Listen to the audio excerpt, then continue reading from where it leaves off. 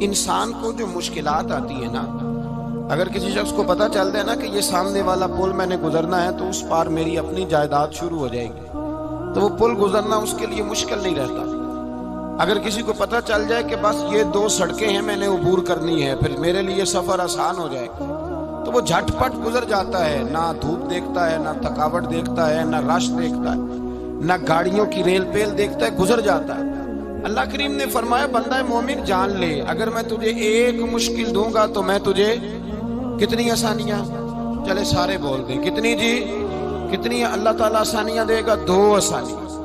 ہم لوگ اچھا جب ہمارا ذہن بن جاتا ہے نا کمزوری کا، ہمارا جب مزاج بن جاتا ہے مایوسی کا، پھر معاملہ ذرا ہمارے لیے گمبھیر ہو جاتا ہے۔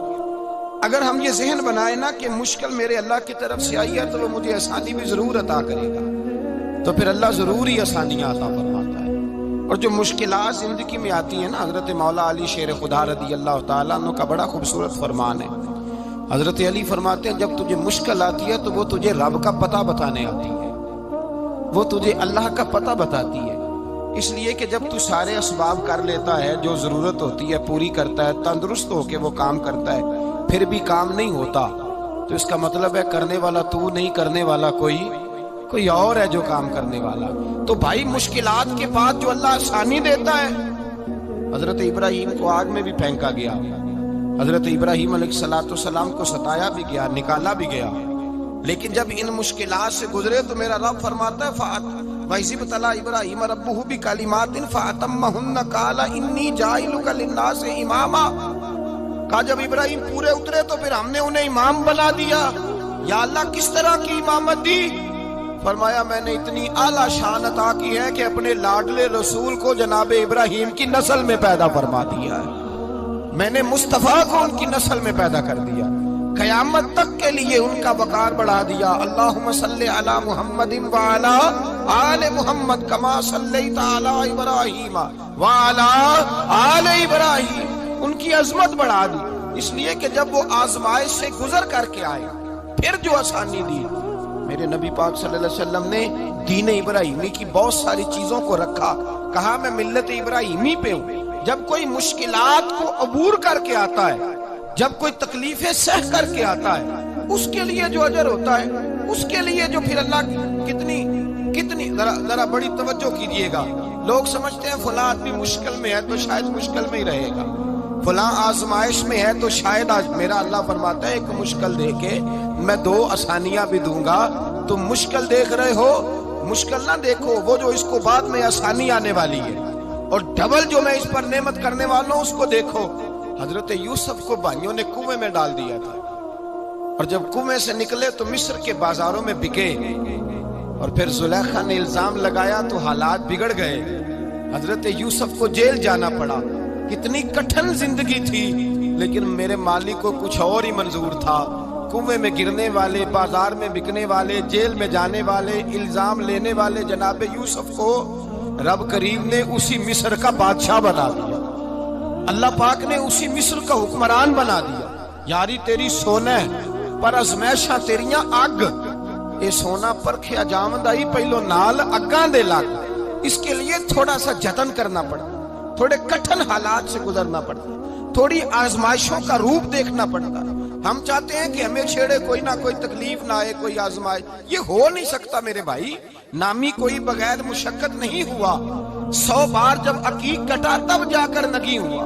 ہم چاہتے ہیں کہ ہمیں کچھ بھی دقت نہ آئے، مشکلات نہ آئے، اور مشکلات تو انسان کو سنوارتی ہیں بھائی، وہ تو نکھارتی ہیں۔ کبھی پوچھا کرو جا کر کے کسی گندم کے دانے سے کہ تو کہاں سے ہو کے آیا ہے، کہاں سے نکل کے آیا ہے، تو وہ بتلائے گا کہ بڑے مشکل مراحل سے گزرا ہوں، اور پھر اللہ نے مجھے طاقت دی ہے کہ میں انسان کے وجود کا حصہ بناؤں۔ تو بھائی کٹھن مراحل، آزمائشیں، تکلیفیں، یہ انسان کو بڑا انسان بنا دیتی، یہ اس کے لیے ترقیوں کا پیش خیمہ ہوتی۔ ہمارے جوان پریشان ہو جاتے ہیں، عورتیں خاص کر کے اس بات پہ توجہ کریں، وہ بڑی جلدی غم لے جاتی ہیں، وہ کہتی ہیں جانے میرا کچھ ہوگا ہی نہیں، جانے میرا کچھ ہو ہی نہیں سکتا۔ میرے بھائی درجنوں اور بیسیوں لوگ ایسے ہیں جن کی اولادیں نہیں تھی، لیکن نام ان کا ان سے بھی زیادہ ہے جو بڑے بڑے صاحب اولاد۔ حضرت خواجہ معین الدین اجمیری کو جانتے ہیں آپ لوگ؟ نہیں، جو جانتے ہیں وہ بولیں۔ جانتے ہیں جی؟ جی کافی سارے جانتے ہیں، تھوڑے جی رہ گئے نا۔ جانتے ہیں نا خواجہ صاحب کو؟ ان کے کسی بیٹے کو جانتے ہوں؟ نہیں جانتے، نہیں جانتے، نہیں جانتے آپ ان کے بیٹے کو۔ حضرت خواجہ معین الدین اجمیری رحمت اللہ تعالیٰ علیہ کے بیٹے کو نہیں جانتے، لیکن ویسے آپ ہندوستان میں کسی آدمی کو چھیڑ کے دیکھیں وہ کہے گا میں خواجہ صاحب کا روحانی بیٹا ہوں۔ میرے بھائی یہاں لوگ پریشان ہو جاتے ہیں کہ اولاد ہوگی تو یہ ہوگا، فلاں ہوگا تو یہ ہوگا۔ بھائی ایسی کوئی بات نہیں۔ میرے پاس پیسے ہوتے تو میرا ابا بیماری سے فوت نہ ہوتا۔ جو مالدار ہوتے ہیں تو کیا وہ بچ جاتے ہیں؟ حضرت اسرائیل انہیں چھوڑ جاتے ہیں؟ او خدا کے بندے تو کیسی بات کر رہا ہے؟ یاد رکھ، یہ جو آزمائشیں ہوتی ہیں، یہ جو تکلیفیں ہوتی ہیں، یہ جو تھوڑے سے مشکل حالات ہوتے ہیں۔ حضرت یونس علیہ السلام کی دوستی ہوگی حضرت جبریل امین سے، تو جناب جبریل ملنے آئے۔ حضرت یونس علیہ السلام فرمانے لگے جبریل میرا دل کرتا ہے مجھے اس بندے کی ملاقات کرا جو اللہ کا سب سے زیادہ عبادت گزار بندہ ہے۔ حضرت جبریل امین لے گئے دور دور فلسطین کے علاقے میں، اور لے جا کر ایک بندے سے ملاقات کرائی جس کی دونوں آنکھیں بھی کوئی نہیں تھی، دونوں بازو بھی کوئی نہیں، دونوں پیر بھی کوئی نہیں، اور اس بندے کی زبان پر لفظ بڑا کیا جاری تھے، یا اللہ تیرا شکر ہے، یا اللہ تیرا، بول کے کہیے یا اللہ تیرا، اے اللہ تیرا شکر ہے۔ شکر شکر کر رہا تھا۔ حضرت جناب سیدنا یونس علیہ السلام کہنے لگے میں نے تجھے عبادت گزار کو ملانے کو کہا تھا، تو کہاں لے آیا؟ حضرت جبریل کہنے لگے یا یونس، یہ ہر چیز جانے کے باوجود اپنے رب کی رضا پہ راضی ہے۔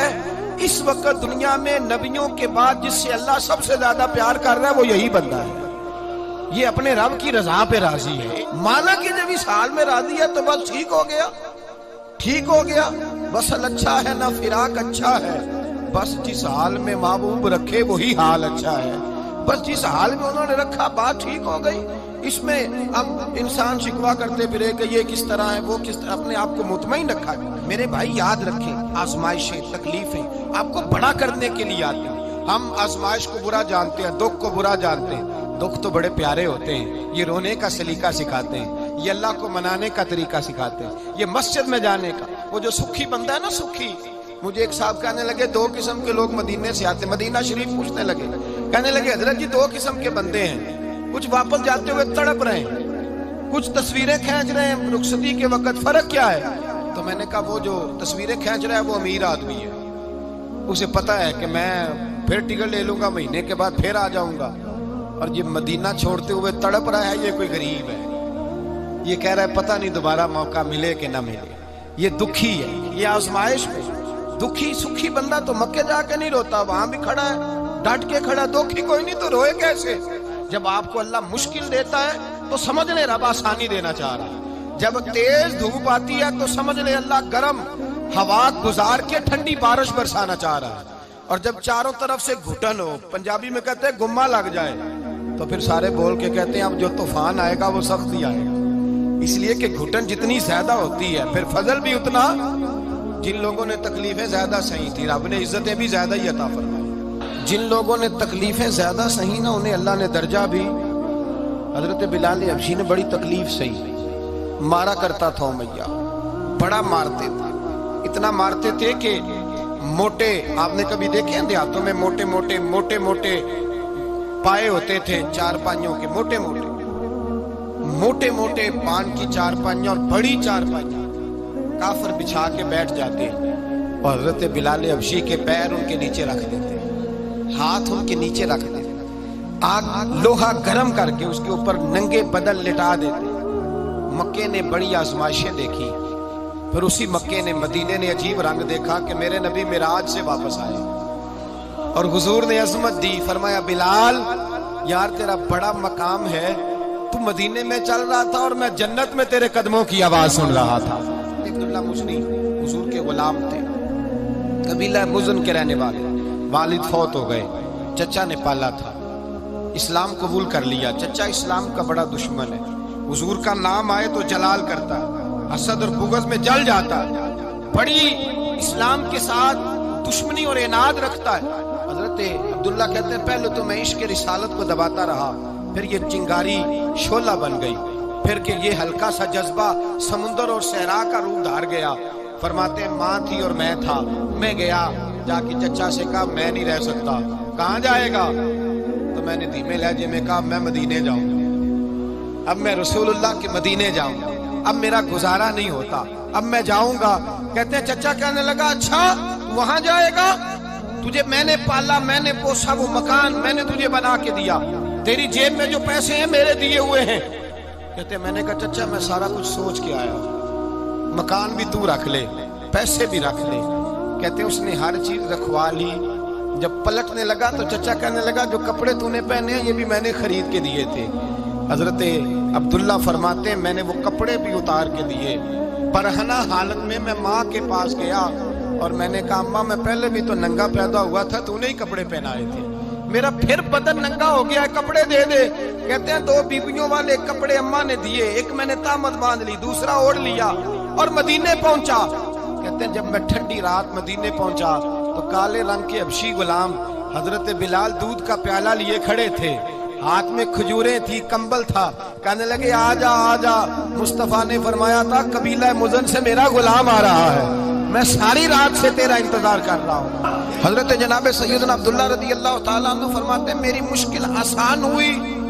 فرماتے ہیں مجھے مدینے میں اعزاز مل گیا, مجھے عزت مل گئی, ہر آدمی میری قدر کرنے لگا. گویا